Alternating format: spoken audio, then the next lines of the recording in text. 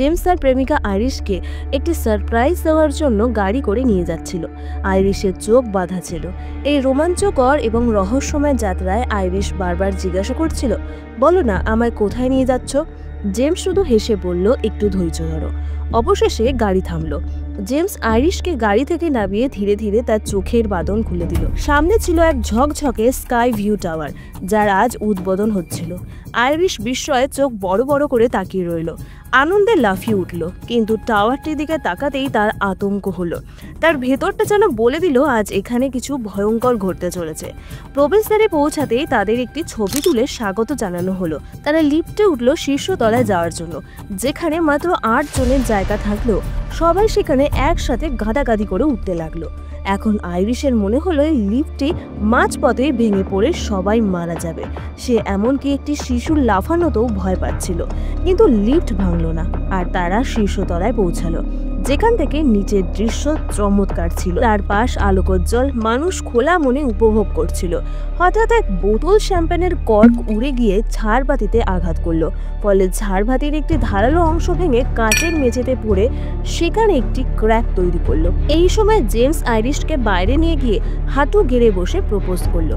আসলে বিশেষ মুহূর্তের জন্যই তার গোটা পরিকল্পনা ছিল। তারপর আইরিশ তাকে জানালো সে গর্ভবতী, যা এই মুহূর্তটিতে আরো আনন্দ যোগ করলো। এদিকে একটি ছেলে একের পর এক কয়েন নিচে ছুটছিল। নিরাপত্তা কর্মী তাকে থামতে বললেও সে শুনল না। অবশেষে তার একটি কয়েন বাতাসের চাপে গিয়ে ভেন্টিলেশন ফ্যানের মধ্যে আটকে গেল, ফলে ফ্যানটি থেমে গেল। এই সময় জেমস ও আইরিশ এনগেজমেন্টের পর আনন্দে নাচ করছিল। হঠাৎ আইরিশ একটি ভয়ঙ্কর দৃশ্য দেখতে পেল। সে দেখলো টাওয়ারের একটি বিম থেকে নাট খুলে যাচ্ছে। পরের মুহূর্তে কাচের মেঝে ভেঙে পড়ল এবং ডজন খানেক মানুষ নিচে পড়ে মারা গেল। জেমস কোনোভাবে কাচের এক টুকরো ধরে ঝুলে রইল। আইরিশ কিছু করার আগেই জেমসও নিচে পড়ে মারা গেল। এইসব দেখে টাওয়ারে হুলুস থুলুস লেগে গেল। মানুষ দিশেহারা হয়ে জীবন বাঁচাতে ছুটোছুটি করতে লাগলো। এক মহিলার কি শেপের সাথে ধাক্কা খেল আর তার শরীরে আগুন ধরে গেল। ভেন্টিলেশন ফ্যান থেমে যাওয়াতে সেখানে পুরো এলাকা গরম হয়ে উঠল। আগুন লাগতেই একটি প্রচণ্ড বিস্ফোরণ হলো, যা অনেককে আহত করলো। আইরিশ কোনোভাবে পালিয়ে লিফটের দিকে দৌড়ালো, কিন্তু ভিড় তাকে সেখানে উঠতে দিল না। এক মুহূর্তেই লিফটটি লোকজনে ভর্তি হয়ে গেল। ভর বেশি হওয়ায় লিফটের একটি ভারী অংশ একজনের উপর ভেঙে পড়ল, ফলে সেই মানুষটি চিরে চাপটা হয়ে মারা গেল। হতাশায় ভরা জনতা সিঁড়ি দিয়ে নিচে নামতে লাগলো, কিন্তু অতিরিক্ত ভরে সেটিও ভেঙে পড়ল। আইরিশ পেছনে থাকায় কোনোভাবে বেঁচে গেল, কিন্তু পরের মুহূর্তেই টাওয়ারের একটি অংশ ভেঙে একদিকে হেলে পড়তে লাগলো।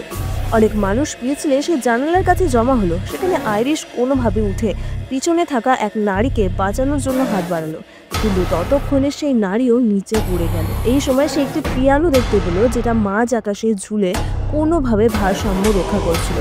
জানালার ধারে থাকা সবাই আতঙ্কে ছিল, কারণ যদি এটা পড়ে যায় তবে তারা সবাই মারা পড়বে।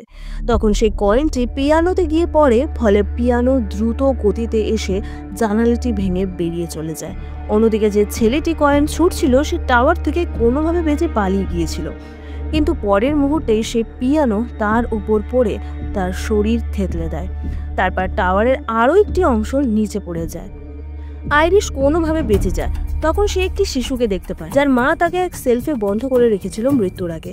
তবে আইরিশ শিশুটির জন্য বেশি কিছু করতে পারল না, বরং তাকে নিয়ে ওপর থেকে ঝাঁপ দিল। কিন্তু দেখা গেল তার একটি আঙুল 2 রডের মাঝে আটকে গেছে। তার এঙ্গেজমেন্ট রিংটি কিছু সময়ের জন্য তাকে রক্ষা তো করলো, কিন্তু শেষ পর্যন্ত দুজনেই নিচে পড়ে মারা যায়। এইসব ঘটনা আসলে এক মেয়ের স্বপ্নে দেখছিল, যার নাম ছিল স্টেফনি, যে ক্লাসে লেকচার শুনতে শুনতে ঘুমিয়ে পড়েছিল। হঠাৎ সে চমকে ওঠে আর পুরো ক্লাস তাকে নিয়ে হাসাহাসি করে। এই দিনগুলোতে সে প্রায়ই আইরিশ নামক এক নারীর স্বপ্ন দেখত, কিন্তু আশ্চর্যের বিষয় হলো তার দিদার নামও ছিল আইরিশ, কিন্তু সে তাকে কোনোদিনও দেখেনি, এমনকি ছবিতেও না। তখন তার রুমমেট মজা করে বলল, বাড়ি গিয়ে এই সমস্যার সমাধান না করলে একদিন রাতে আমি তোকে মেরেই ফেলবো। পরদিন সকালে স্টেফনি বাড়ির পথে রওনা হলো। তখনই সে সেই ঘটনার ঝলক আবার দেখতে পেল। বাড়ি পৌঁছে সে তার বাবাকে এই স্বপ্ন নিয়ে কিছু বলল না, শুধু তার মায়ের পুরনো অ্যালবাম খুঁজতে লাগলো, যেখানে হয়তো তার দিদার ছবি থাকতে পারে। কিন্তু তার বাবার কাছে সেই অ্যালবাম সম্পর্কে কোনো তথ্যই ছিল না। এই সময় সে তার ছোট ভাই চার্লির সাথে দেখা করলো, যে তার মামার বাড়ি যাচ্ছিল, মানে তাদের মায়ের ভাই। সেই অজুহাতে স্টেফানিও চার্লির সাথে তার মামার বাড়ি রওনা হলো। রাস্তায় যাওয়ার সময় স্টেফেনি চার্লিকে সবকিছু বলল। প্রায় 2 মাস ধরে প্রতি রাতে সে একই ভয়ঙ্কর স্বপ্ন দেখছে, যেখানে সে তার দিদা আইরিশকে দেখতে পায়। এর জন্য সে ঠিক মতো ঘুমোতে পারছে না, যার কারণে এবার তার নাম্বারও কমে গেছে। যদি এভাবে চলতে থাকে তাহলে তার স্কলারশিপও ঝুঁকির মধ্যে পড়তে পারে। কিন্তু এই সব জেনে চার্লি কী বা করতে পারত? তার মামার 3টি সন্তান, এরিক, ববি এবং জুলিয়া। তাদের সঙ্গে দেখা করার পর সে তার মামা এবং মামির সাথে দেখা করে। মামা তাকে দেখে খুব খুশি হন। তারপর সে স্টেফেনিকে এখানে আসার কারণ জিজ্ঞাসা করে। সে বলে, আমি তোমার মা আইরিশ সম্পর্কে কিছু জানতে চাই। আমি বারবার একই স্বপ্ন দেখি, এক পুরনো জায়গা, স্কাই ভিউ নামের এক রেস্টুরেন্ট। এই নাম শুনে তার মামা আর মামি চমকে ওঠেন। তিনি বলেন, আমি এই নামটা আমার মা আইরিশের মুখেও শুনেছি, কিন্তু তুমি ওনার থেকে দূরে থাকো, উনি মানসিকভাবে সুস্থ নয়। স্টেফেনি জোর দিলে তার মামা সত্যিটা বলে। তার বাবার মৃত্যুর পর আইরিশ কখনো তাকে ও স্টেফেনির মাকে স্কুলে যেতে দিত না। সে নিজেকে ঘরে বন্দি করে রাখতো আর সবাইকে ভয় দেখাতো যদি তার কথা না শোনা হয় তাহলে সবাই মারা পড়বে। তার পাগলামো এতটাই বেড়ে গিয়েছিল যে শেষ পর্যন্ত পুলিশকে এসে তাকে আলাদা করতে হয়েছিল। কিন্তু এরপরও আইরিশ তাদের পিছু নিত। বাচ্চাদের জন্মের পর সে ভয়ানক চিঠি পাঠাতো, যেখানে মৃত্যুর ছবি ও লাশের ছবিও থাকতো। স্টেফেনি জিজ্ঞাসা করে, তোমার কাছে কি এখনো সেই চিঠিগুলো রয়েছে? এই প্রশ্নে তার মামা রেগে যান। তিনি বলেন, এই সব জানার পরও তুমি চিঠির খোঁজ করছো? আইরিশের থেকে দূরে থাকো, সেটাই আমাদের সকলের জন্য ভালো হবে। মামা রাজি না হয় স্টেফেনি মামির পেছনে পড়ে। অবশেষে তিনি জানান আইরিশ সম্পর্কিত কিছু কাগজপত্র নিচের শোবার ঘরের ড্রয়ারে রয়েছে। স্টেফেনি সেখানে গিয়ে আইরিশের একটি ছবি খুঁজে পায়। সে নিশ্চিত হয় যে স্বপ্নটা সে বারবার দেখছিল সেটা অন্য কারণ নয়, তার দিদা আইরিশেরই। এরপর স্টেফেনি চলে যায়। এক দীর্ঘ নির্জন যাত্রার পর সে এসে দাঁড়ায় এক পোড়ো বাড়ির সামনে, যার গায়ে বড় করে লেখা ছিল, চলে যাও, এটা ব্যক্তিগত সম্পত্তি, এখানে প্রবেশ নিষেধ। এই সতর্কতা সত্ত্বেও স্টেফেনি ক্যামেরার সামনে নিজের পরিচয় দেয় এবং বলে, আমি তোমার মেয়ের মেয়ে, আমি তোমার সঙ্গে দেখা করতে চাই ও কিছু প্রশ্নও করতে চাই। এটা জানার পর আইরিশের মনোভাব বদলে যায়। সে স্টেফানির ফোন এবং সমস্ত কিছু বাইরে রেখে তাকে ভিতরে আসতে বলে। এখানে আইরিশ তার নাতনিকে দেখে খুব খুশি হন এবং বলে, তুমি আমার চিঠি পেয়ে এখানে এসেছো না? আর তোমার মা এখন কেমন আছে? স্টেফেনি বলে, আমি যখন 10 বছর বয়সী ছিলাম তখন মা আমাকে ছেড়ে অন্য কারোর সঙ্গে চলে গিয়েছিল, মানে বহু বছর ধরে তারা একসঙ্গে ছিল না। এরপর স্টেফেনি তার দিদাকে তার স্বপ্নের কথা জানায়। আইরিশ বলে, যে স্বপ্নটা তোমায় গত 2 মাস ধরে তাড়িয়ে বেড়াচ্ছে সেটা আসলে স্বপ্ন নয়, আমার পূর্বাভাস। আসলে বহু বছর আগে স্কাই ভিউ রেস্টুরেন্টে ঘটনার আগের দিন আইরিশ ভবিষ্যতের একটা ঝলক দেখেছিল। পরের মুহূর্তেই যখন সবকিছু আবার ঘুরতে শুরু করলো, আইরিশ ভয় পেয়ে যায়। সে সবাইকে সতর্ক করে দেয়, লাজের ফ্লোর ভেঙে পড়বে, এই বিল্ডিং ভেঙে পড়বে। সবাইকে বাঁচানোর জন্য আইরিশ সেই পরিকল্পনাকে বানচাল করে দেয়। সেদিন আইরিশ স্কাই ভিউতে সবাইকে বাঁচিয়ে নিয়েছিল, কিন্তু মৃত্যু তো এত সহজে তাদের ছাড়েনি। স্কাই ভিউতে সেদিন উপস্থিত সবাই একে একে দুর্ঘটনায় মারা যেতে থাকে। শেষে কেউই বাঁচে না, এমনকি আইরিশের প্রেমিকও মারা যায়। কিন্তু তখনও পর্যন্ত আইরিশ মৃত্যুর প্রতিটি কৌশল বুঝে গিয়েছিল। সে কখনোই মৃত্যুকে দ্বিতীয় সুযোগ দিত না। বহু বছর ধরে সে মৃত্যুকে ধোঁকা দিয়ে আসছিল, কিন্তু এখন পরিস্থিতি অনেক বদলে গেছে। এবার মৃত্যু জিততে চলেছে, কারণ 2 মাস আগেই আইরিশের ক্যান্সার ধরা পড়েছে। আর ঠিক তখনই স্টেফেনি এক ভয়ঙ্কর দৃশ্য দেখতে শুরু করে।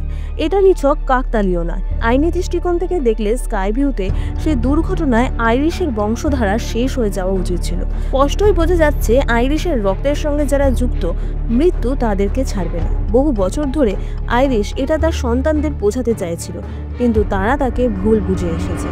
তারা তার ভয়কে পাগলামো ভেবে তাকে দূরে সরিয়ে দেয়। এরপর তার দিদা বলে, আমি তোমার সবকিছু এই ডায়েরিতে লিখে বোঝাবো, যেন আমার পর তুমি আমাদের পরিবারের সুরক্ষার দায়িত্ব নিতে পারো। কিন্তু এগুলো বোঝার জন্য সময় লাগবে, তাই তোমায় এখানেই থাকতে হবে। বাইরের দুনিয়া বিপদে ভরা। আমি 20 বছর ধরে বাইরে যাইনি। এখানে আমরা দুজনেই নিরাপদে থাকবো। এটা আমার সারা জীবনের প্রচেষ্টা। এই ডায়েরিতেই আছে সবকিছু, প্রতিটা সতর্কতা, প্রতিটি সংকেত। স্টেফেনি এসবকে পাগলামি মনে করে। সে এবার বিরক্ত হয়। সে বলে, আমি এখানে থাকতে পারবো না, আমাকে কলেজে যেতে হবে। সে আরো বলে, আমি এখানে এসেই ভুল করেছি। এগুলো সবই নিছক একটা স্বপ্ন। সে ডায়েরিটি রেখে দেয়। এরপর আইরিশ জিজ্ঞাসা করে, তুমি কি আমাকে বিশ্বাস করো না? পরিবারকে বাঁচানোর জন্য শেষ পর্যন্ত আইরিশ সিদ্ধান্ত নেয় সে সত্যটা দেখাবে। সে ঠিক সেই জায়গায় গিয়ে দাঁড়ায় যেখানে সে মৃত্যুর পরবর্তী আক্রমণের কথা তার ডায়েরিতে লিখে রেখেছিল। আইরিশ জানতো মৃত্যু আসছে, আর ঠিক পরের মুহূর্তেই মৃত্যু তাকে গ্রাস করে। সবকিছু ঘটেছিল স্টেফানির চোখের সামনে। এবার সে একেবারে ভেঙে পড়ে, জোরে চিৎকার করে ওঠে। অবশেষে স্টেফানি বুঝতে পারে মামার বারণকে অমান্য করে আইরিশের কাছে আসা তার উচিত হয়নি। আজ হাওয়ার্ডের মা মানে আইরিশের শেষকৃত্য। হাওয়ার্ড তার বোন ডার্লিকে আমন্ত্রণ জানায়। কেউ আশা করেনি যে সে আসবে, কিন্তু আজ সে আসে। তাকে দেখে স্টেফানির রক্ত গরম হয়ে যায়, কারণ যখন সে মাত্র 10 বয়সে ছিল তখনই তার মা তাকে ছেড়ে অন্য একজনের সাথে পালিয়ে গিয়েছিল। তাই সে তার মায়ের মুখও দেখতে চায় না, আর সেজন্য সে সোজা বাড়ি ফিরে যায়। আইরিশের শেষকৃত্যের পর হাওয়ার্ড বাড়িতে একটা ছোট পার্টির আয়োজন করে। তারা পার্টির প্রস্তুতি নিচ্ছিল, তখনই ববি একটা গ্লাস ভেঙে ফেলে। এক টুকরো কাঁচ বরফে গিয়ে পড়ে, আর পানীয় তৈরি করার সময় সে কাঁচের টুকরোটা একটা গ্লাসে চলে যায়। এদিকে স্টেফানি আইরিশের ডায়েরি পড়া শুরু করে। এখন আস্তে আস্তে সে সবকিছু বুঝতে থাকে। হঠাৎ ডায়েরি থেকে একটা ছবি পড়ে যায়। সেই ভাঙা গ্লাসের একটা টুকরো গড়িয়ে এসে পৌঁছায় স্টেফানির কাছে। আইরিশ বলেছিল, যদি মৃত্যু তোমায় কোনো সংকেত দেয় তাহলে সেটা অবহেলা করবে। স্টেফানি সেটা বুঝে যায়, আর পরের মুহূর্তে সে গাড়ি নিয়ে মামা হাওয়ার্ডের বাড়ি থেকে রওনা হয়। এদিকে ববি আর চার্লি বাচ্চাদের মতো ট্র্যাম্পোলিনে লাফাচ্ছিল। তখন ট্র্যাম্পোলিনের চাদর ফেটে যেতে শুরু করে, আর তার ঠিক নিচেই ছিল একটা ধারালো জিনিস। ওরা হাওয়ার্ডকে ডাকে এসে লাফানোর জন্য। হাওয়ার্ড তখন জুলিয়ার সঙ্গে একটি গেম খেলছিল, কিন্তু তাকে ডাকতেই গ্লাসটা টেবিলে রেখে সে চলে যায়। সে ট্র্যাম্পোলিনে ওঠে, তখনই ডার্লির চোখ পড়ে নিচে থাকা সেই ধারালো জিনিসটার উপর। সবাই ভাবে হয়তো এক বিপদ থেকে সে বেঁচে গেছে, কিন্তু এটাও ছিল মৃত্যুরই একটি ফাঁদ।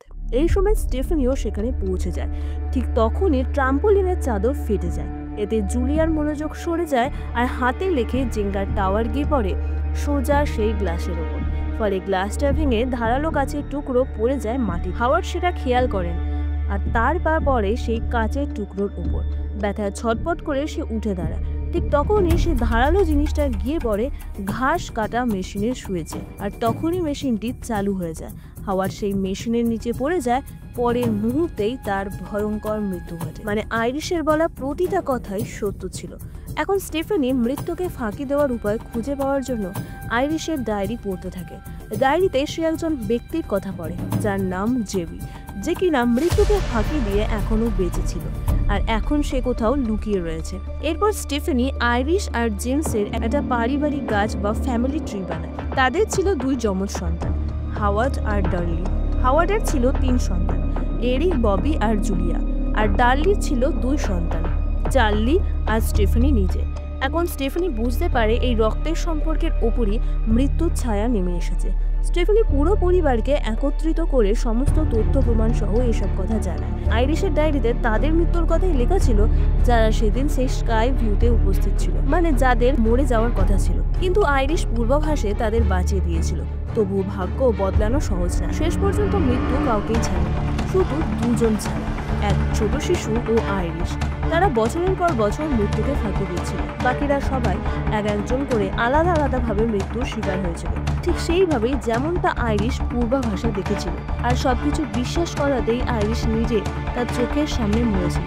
স্টেফানি সবকিছু বোঝালেও কেউ কিছুই বুঝতে পারছিল না। জুলিয়া বলে ওঠে, আমরা তো তখন জন্মাইনি, আমরা সেই স্কাই ভিউতেও ছিলাম না, তাহলে মৃত্যু কেন আমাদের পেছনে আসবে? তার উত্তর ছিল সহজ, মৃত্যুকে এক এক করে সবার কাছে পৌঁছাতে সময় লেগেছে। আর এরই মধ্যে সেসব মানুষের সন্তান জন্ম নিয়েছে যেসব সন্তান জন্মানোর কোনো কথাই ছিল না। এখন মৃত্যু তাদের একে একে খুঁজে বার করছে, তাই সবার সতর্ক থাকা জরুরি। মৃত্যুরও একটা নিয়ম রয়েছে, সে পরিবারের সদস্যদের বয়স অনুসারে আসে। মানে যে পরিবারের সবচেয়ে বড় তার কাছেই প্রথমে মৃত্যু আসবে। হাওয়ার্ডের পরিবারে হাওয়ার্ড ছিল বয়সে সবচেয়ে বড়, তাই তার পরিবারের এখন প্রথম টার্গেট হলো এরিক, আর তারপরে জুলিয়া, আর শেষে ববির। অন্যদিকে রয়েছে স্টেফানির পরিবার। প্রথমে তার মা ডার্লি মারা যাবে, তারপর স্টেফানি, আর সব শেষে সব থেকে ছোট চার্লি। মৃত্যু প্যাটার্নটাও একেবারে পরিষ্কার ছিল, সবচেয়ে বড় থেকে শুরু করে ছোট পর্যন্ত একে একে সবাইকে মরতে হবে। তখন স্টেফানির মামি তার ওপর ভরকে যায় আর বলে, এইসব এবার থামাও, আইরিশের পাগলামি আমাদের অনেক শহর বদলাতে বাধ্য করেছে। সে এইসব আর নিতে পারছিল না। স্টেফানি তাকে বোঝানোর অনেক চেষ্টা করে, কিন্তু তাতে কিছুই কাজ হয় না। তার বড় ছেলে এরিক ছিল মৃত্যুর পরবর্তী শিকার। সে একজন বডি পিয়ার্সার এবং ট্যাটু শিল্পী ছিল। রাতে তার বস স্টুডিওর দায়িত্ব তার হাতে দিয়ে কিছু সময়ের জন্য চলে গিয়েছিলেন। এরিক সব অ্যাপয়েন্টমেন্ট শেষ করে একা বসে বাবার স্মৃতিতে নিজের হাতে একটি ট্যাটু বানানোর চেষ্টা করছিল। হঠাৎ করে তাকে কিছু একটা জিনিস পড়ে যায়, একটি কাচের জার মেঝেতে পড়ে ভেঙে যায়। এরিক চমকে উঠে দাঁড়ায়। ঠিক তখনই একটি বড় ক্লিনিং লিকুইডের জার চেয়ারে ধাক্কা খেয়ে পড়ে আর তরল মেঝেতে ছড়িয়ে পড়ে। সে জারটার দিকেই দেখছিল আর তখনই ছাদে লাগানো একটি চেন তার নাকে থাকা রিংয়ের সাথে আটকে যায়। এরিক চেনটি খোলার চেষ্টা করে, কিন্তু সেটি ওপরে ফ্যানের সঙ্গে পেঁচিয়ে যেতে থাকে।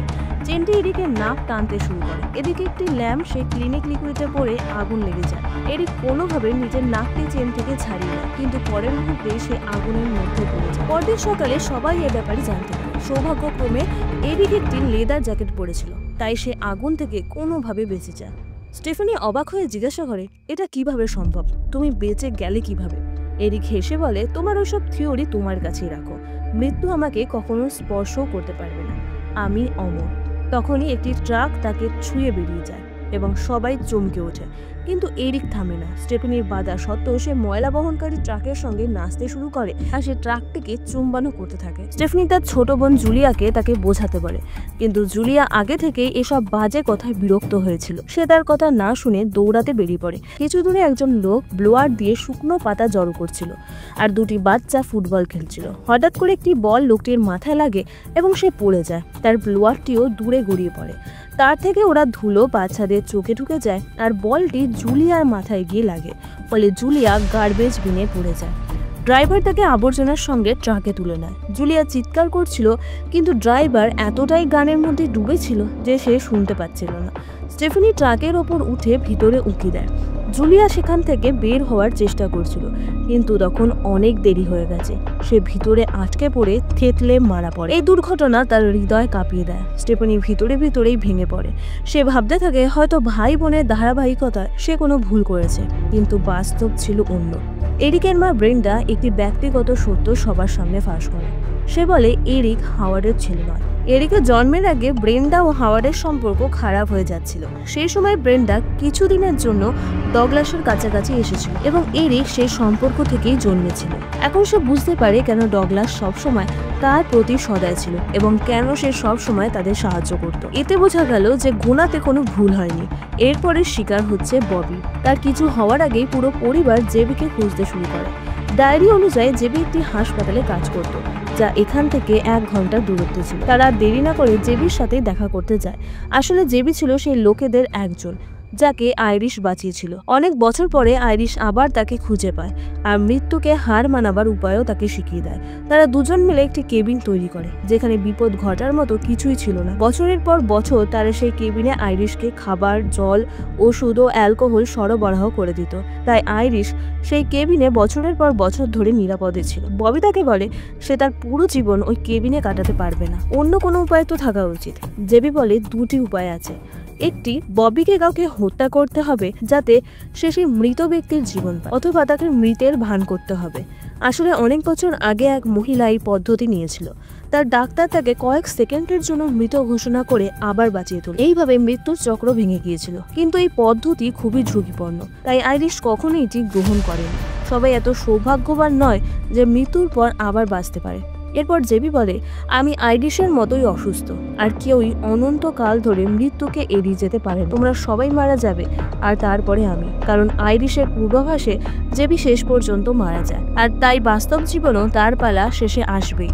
সবকিছু বুঝে এরিক কোনোভাবে ববিকে রাজি করে মৃত্যুর ভান করতে। তারা পরিবারের চোখে ধুলো দিয়ে সঙ্গে সঙ্গে একটি মেশিন থেকে পিনাট বাটার বিস্কুট বের করে আনে। আসলে ববির পিনাটে অ্যালার্জি ছিল।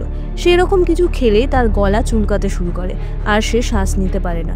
এরিকের প্ল্যান ছিল ওই বিস্কুট খাইয়ে ববিকে কিছু সময়ের জন্য মৃত করা, তারপর ঠিক সময়ে ওষুধ দিয়ে তাকে আবার বাঁচিয়ে তোলা।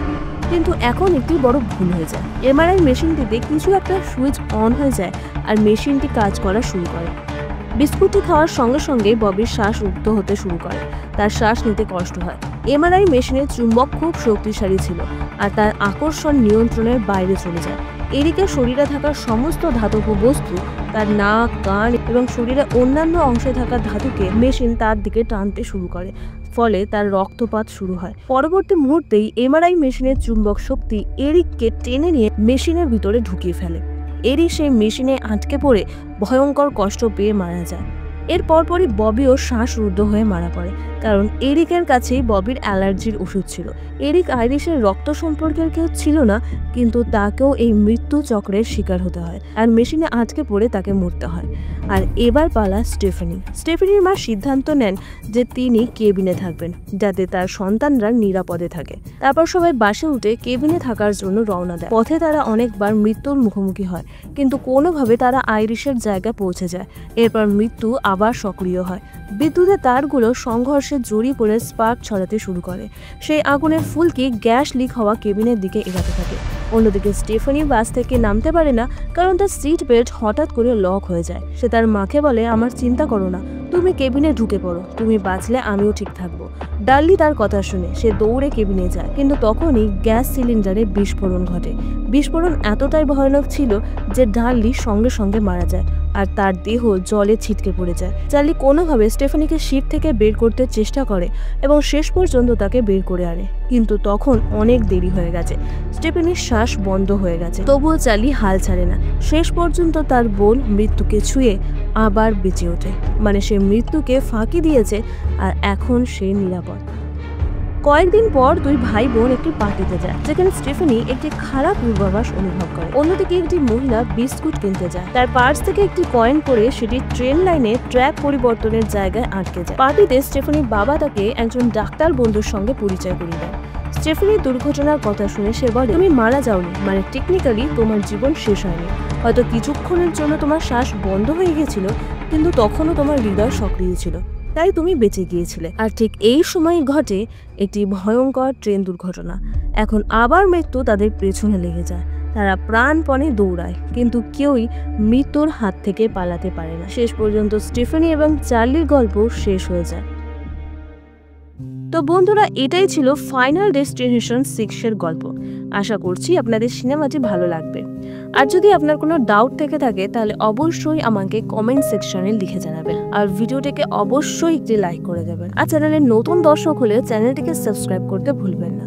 তাহলে চলুন বন্ধুরা, এরকমই কিছু মুভির এক্সপ্লেনেশন নিয়ে দেখা হচ্ছে পরবর্তী ভিডিওতে।